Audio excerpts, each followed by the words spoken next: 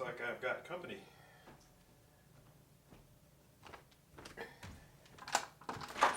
How's it going? Good. What's Bill? That's me. Yes, sir. There you go. Thanks a bunch. Have a great day. Thank you.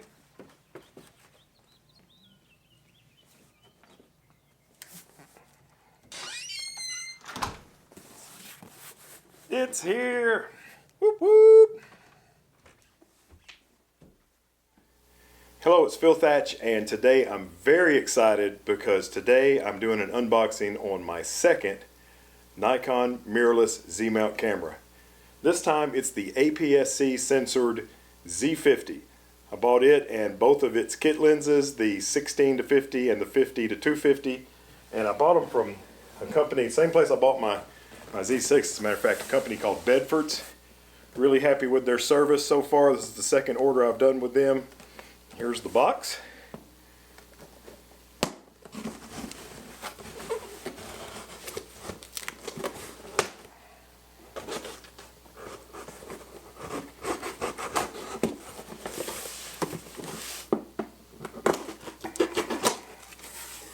Oh my, got lots of peanuts I'm going to have to clean up, I can see. Invoice, very handy. Okay, so I got both of the kit lenses like I mentioned, and I got another FTZ adapter. You could get it for only $46 extra, and I'll be using tons of F-mount lenses with this.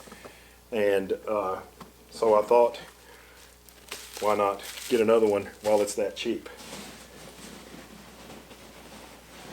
Wow, they do a really good job of packaging because there's tons of peanuts in here, and the box, what a mess I'm about to make, and the box is covered in bubble wrap. Really nicely done, Bedford.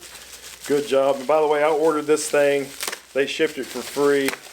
I thought I got a really nice deal on it. Kind of the standard pricing. But, and I got their very last one, and B&H was completely sold out. So, so the Z50 must be selling pretty well if that sort of product movement is happening. So here it is. This is, you know, when I bought my Z6, I just got the Z6 and then the FTZ in a separate box exactly like this. This time I bought the full kit with both lenses. Nice black box like the Z-mount cameras are in. You know, the F-mount cameras and their lenses were in gold boxes, but the Z-mount are in black boxes. That's the new thing, the Nikon. So let's pop it open. More bubble wrap. This is Nikon's bubble wrap. Here are a couple of user manuals in a couple of different languages. Nikon School warranty cards, looks like for all of the gear in here. Try to keep this relatively neat over there. That's the first layer of the box. Then it opens up and here's all the goodies. So let's start with cables. There is, I think that's a micro USB cable which you can charge with that. I wish it was a USB-C, but you can't have everything. Where would you put it? Here is the battery. This is probably my least favorite thing about the Z50 so far because this does not use the same battery as all my other Nikons. I've got the D7000, D7100, D800, D500, and Z6, and they all use a battery that's compatible with all of them. My D300S does not, and this does not. So I have another battery on order that should be coming in tomorrow. But it is what it is. So we'll have to get that charged up. I'm sure it's not charged up. And Nikon did include a charger. Good for them. Here's a strap, which looks a lot like my Z6 cable. Strap. It just says Nikon Z. Probably won't be using that. I'm not much for straps. Definitely will be using this though. So you can charge the Z50 in camera, or you can charge it in that charger, I believe is how it works. Let's see. So this is the first lens, and I'm going to put my glasses on so I can see what in the world I'm reading. This is the 16-55, and when it collapses all the way down to pretty much a pancake. And then, yeah, it's pretty cool. Very nice. Another thing I'm not a fan of is these just push on rear caps that they've included with this. But let's see, I've already got some extra third-party Nikon Z caps, so I'll be replacing those push-on caps immediately with these. So there's the 16-55, the kit lens as it were. And then this, if you get the 2-lens kit, which is this is the savings right now, there's 150 extra off if you buy the 2-lens kit. And this is a 50 to 250. Both of these lenses are really slow. This one I think is f4.5 to 6.1.3, and I think this one is 3.5 to 6.3. So they're both really slow lenses, but they're supposed to be pretty sharp from what I've heard, and I have 4.5 to 6.3, 3.5 to 6.3. But I have plenty of fast f-mount lenses I can adapt to this camera. I'm really excited about using my 35mm f1.8 DX lens on the FTZ adapter, and my 50 1.8, my 85 1.8. So I'll have lots of fast glass to use with this. These lenses are really light. And now let's get to the star of the show. Right here, saving the best for last. Oh man, this thing is tiny. How awesome is this? So this is a 20.9 megapixel sensor, which, you know, a lot of people say, well, that's not enough. That's not enough. It's plenty. It's plenty. This has a higher pixel density than a Z7, which when the Z7's in DX mode, it's 19 point something megapixels. So it's plenty. Let's see. I need to order a screen protector for it as I pull off the factory extra thin one. There it is. Tiny camera, huge mount with a little sensor in the middle. Some people have said that they don't like the idea of using the same mount on the Z6 and Z7 as the Z50 APS-C. The other two are full frame, but I think it's great because all the stuff will fit. My FTZ adapter for my Z6 will go right on here. I still got another one. You know, eventually I'll get some full frame f-mount lenses and they'll work on this camera. I think it's just brilliant. It's set up so much like the Z6. This control is on the left on the Z6, and on the right there's a display screen, which I never use. So that's a little different. I think there's one less user setting. This has two, where the Z6 has three. I don't use those either. I shoot in manual, and the only change I make is I either am full manual or I'm manual with automatic ISO. That's the only things I change. So this will be fine. The switch between photo and video is on the top instead of on the back. It loses a dedicated autofocus button, but right there is the autofocus lock button, which I'll program to be an autofocus button. I'll set this up for back button. It loses the joystick, but I use the directional pad more than the joystick on the Z6, which, by the way, this is being filmed with the Z6 and the 24-70 f2.8G. So there it is. Oh, and something the Z6 doesn't have, a little pop-up flash. If you need a little fill flash every now and then, there it is. So I'm going to get the battery charged up now, and we'll get to work with this thing. Okay, so the first lens that I attached to the Z50 after I got the battery fully charged, I put the FTZ adapter on, and then I put the 500 VR f4G on there and made a few songbird photos out of my window looking at where some songbirds hang out. And I made a little bit of video as well, and I'll show you that now. Okay, so it was pretty dark, so even with the f4 500mm exotic telephoto lens, I was still using an ISO as high as 3600 and a really low shutter speed of 1/250th on this white-throated sparrow picture. I dropped my shutter speed even further to 1/160th for this tufted titmouse photograph, and I still needed 1100 ISO to get it done, but the Z50 did its job well. And now with the same VR 500 f4G lens, here is some Z50 video looking out the window of my house at my bird feeder, where this female house finch is enjoying some black oil sunflower seeds. Okay, so this is a vlogging test of the Z50. I'm holding the camera upside down with the kit lens, the 16 to 50, and I'm walking around past my bird studio back here, where I just had the 500 f4 hanging out the window on the Z50 and made some bird photos. But I like the, if you hold it upside down, you get the big grip in your right hand when you're doing selfie mode.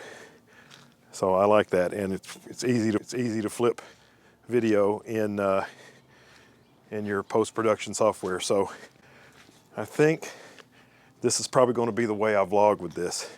Just hold the battery grip part, the grip part of the camera in my hand, and